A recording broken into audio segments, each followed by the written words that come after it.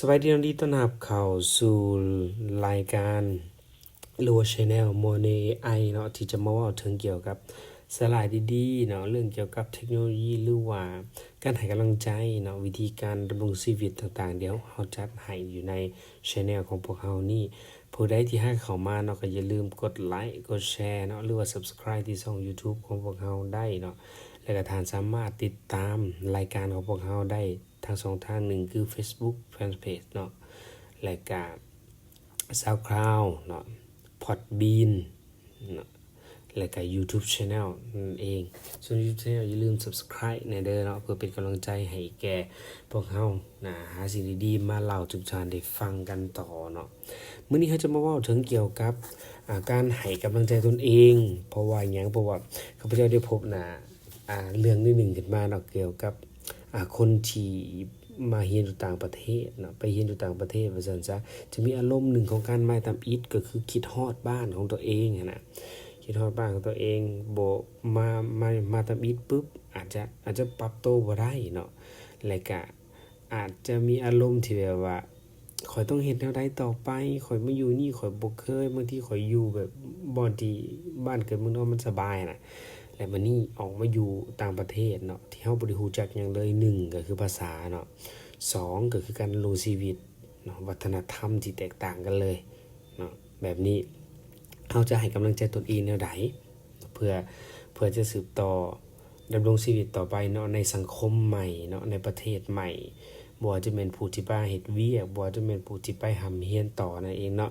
สำคัญเนาะเฮ็ดแนวใดจะสร้างกำลังใจให้ตัวเองเพื่อสู่ต่อไปและข้าพเจ้าเนาะก็มี6วิธีที่จะสร้างกำลังใจให้ตัวเองเพื่อต่อสู้ในสังคมใหม่หรือสิ่งแวดล้อมใหม่นี่คือต่างประเทศเนาะข้อที่1คือยอมรับและก็เข้าใจตนเองว่าตอนนี้เฮานี่นะมาเฮ็ดหยังมาเรียนบ่มาเฮ็ดเวียกบ่ดังนั้นเฮาต้องเฮ็ดเป้าหมายของเฮาเนาะหรือว่าสิ่งที่เฮามาเนี่ยในปัจจุบันนี้ให้มันสำเร็จ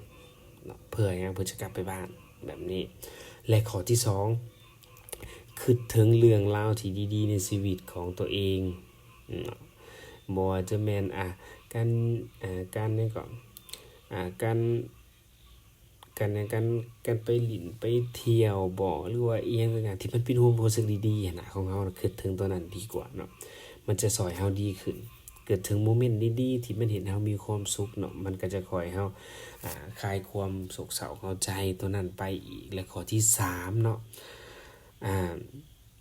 คือหยังปรับทัศนคติของตัวเองก่อนเนาะปรับทัศนคติโอ้ยรู้สึกว่าคัดๆนิดนึงปรับทัศนคติของตัวเองเนาะจากหยัง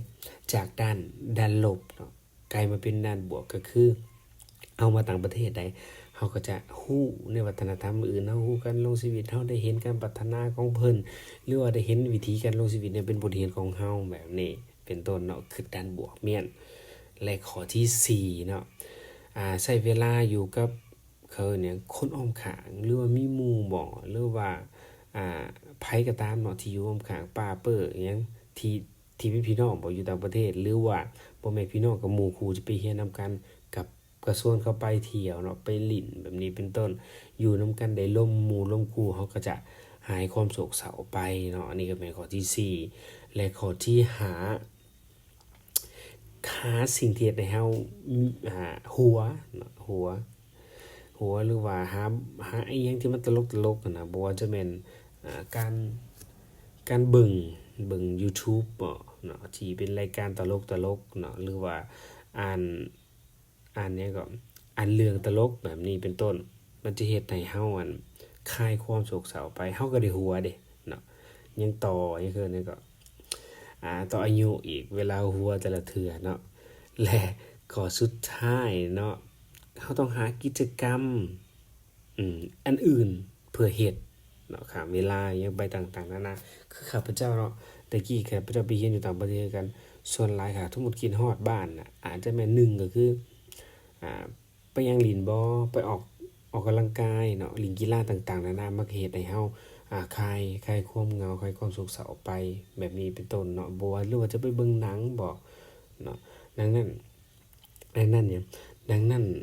สิ่งต่างๆนานาเนาะที่มาพ้อในชีวิตของพวกเราถึงว่าจะแบบว่ามันจะเข้ามาแฮงส่วนใดก็ตามเนาะเราก็ผ่านมาได้ถ้าสมมุติว่าเราคิดบวกกับมันคิดในเบื้องที่บวกเนาะ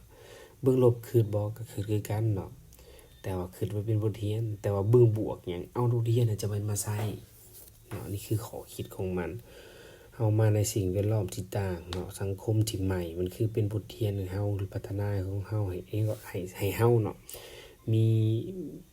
มีความคิดใหม่ๆเนาะและมีสกิลในการดำรงชีวิตที่ดีขึ้นและเก่งขึ้นแบบนี้เป็นต้นเนาะนั่นก็เป็น6วิธีเนาะ6วิธีที่จะเฮ็ดให้เฮาคลายความเหงาเนาะหรือว่าปลอบใจตนเองในเวลาที่เฮาห่างไกลบ้านไกลเมืองแบบนี้และสิ่งต่างๆนานาเนาะเดี๋ยวนี้มันบ่คือแต่กี้นะ